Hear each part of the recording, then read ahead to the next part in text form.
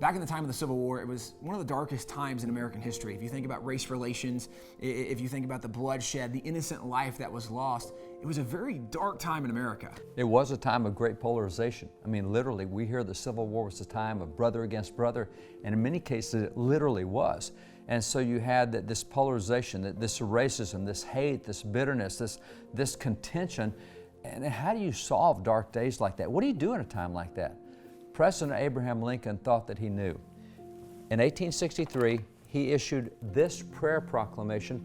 It's one of the most poignant proclamations in American history.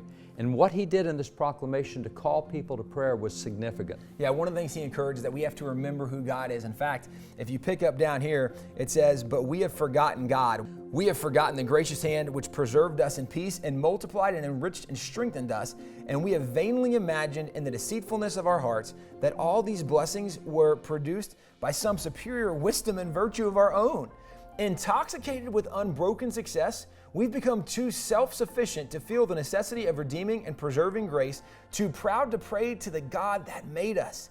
It behooves us then to humble ourselves before that offended power, to confess our national sins, and to pray for clemency and forgiveness." Abraham Lincoln suggested that part of what we needed to do is remember who God was in the midst of tragedy, of darkness, of death that we're seeing around us. One of the things we should remember to do is go to God and ask God for help.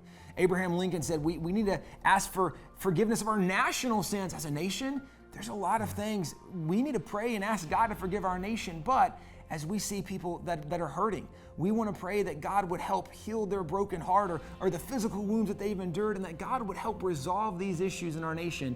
What we really need to do is pray.